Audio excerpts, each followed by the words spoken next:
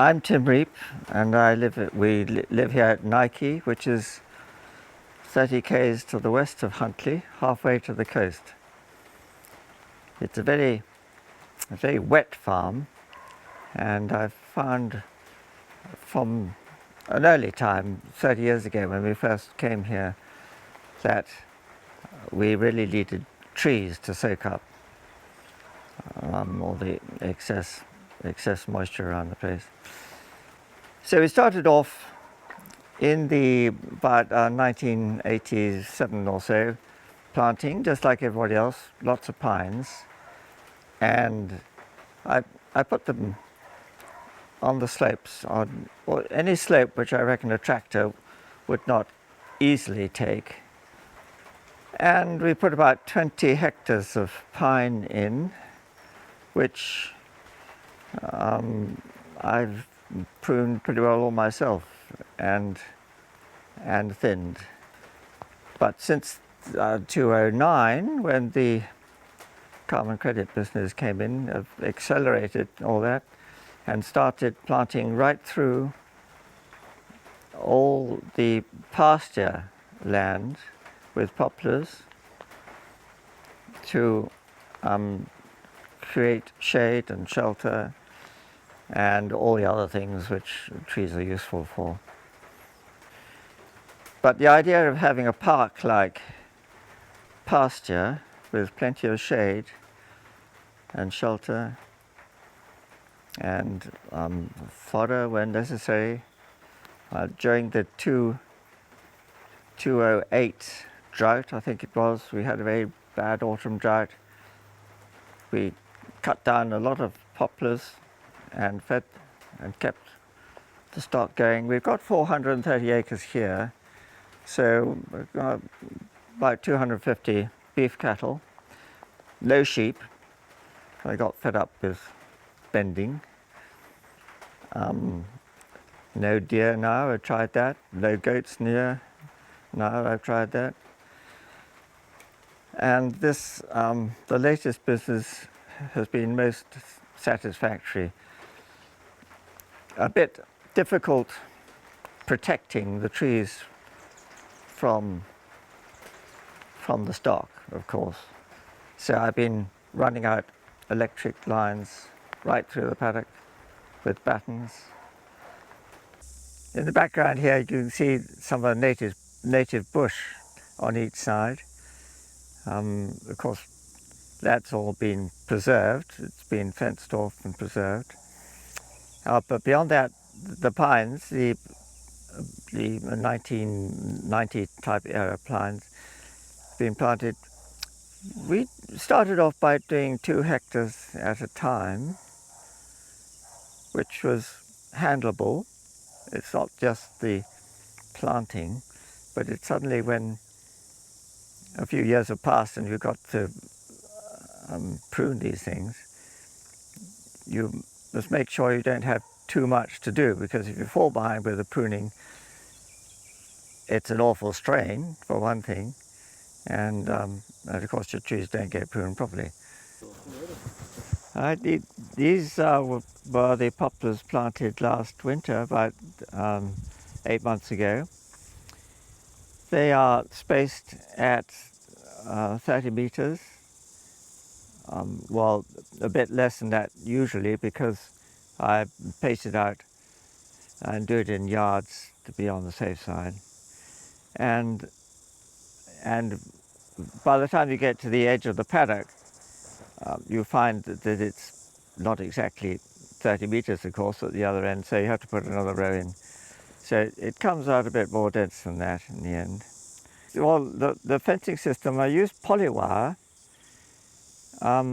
because it's much cheaper, of course, and it's very easily handleable. You can cut it with a sharp pair of pliers or a pocket knife if you want to. And as long as you get the knots right, it's very good from a point of view, because each tree has a couple of battens to part the wire, and the fence line goes right across the paddock, and the wire is parted for each tree. Well, we haven't lost much grazing from these. There is a lot. There is a certain amount, of course, where the trees are, but they graze pretty close up to the wire, usually underneath it. And when they grow a bit bigger, they'll start shedding their leaves, and that will create a vertical fertilization, which I believe in, sucking out all the minerals from the root area. And don't forget, these poplars can have up to 40 meters of growth underground. One of them has been measured to have 40 meters from the tree to the extent of the root. So the root system goes a long way, can collect a lot of minerals and useful stuff and bring it to the surface. And then later on, when there's a bit more leaf on it, if we get a dry spell, I can go around with a chainsaw and chop out some of the branches. That'll keep them going. It kept them going in 208 or whenever it was. I've enjoyed the tree planting business. If I didn't get any financial stuff out of it, I would still enjoy it. So I suppose I'm biased. You can do things, and then a few years later, it hasn't gone away. It's not like the seasonal business of just fattening animals and sending them off and buying new ones and fattening them and sending off. With these trees, you can see year by year they improve. Well, from an income point of view, of course, the whole scene has changed since the ETS came on the scene. Coming from England, we planted for our grandchildren.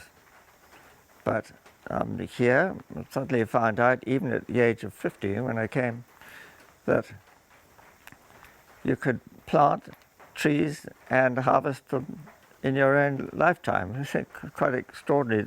Nobody seemed to realize that. So, of course, I got straight into planting, and I'd advise any young people to start right now.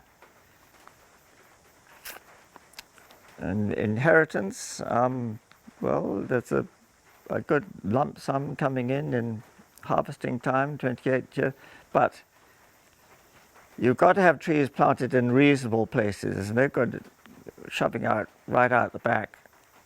You suddenly find that your costs of retrieving those trees will amount to much the same as the money you get from harvesting.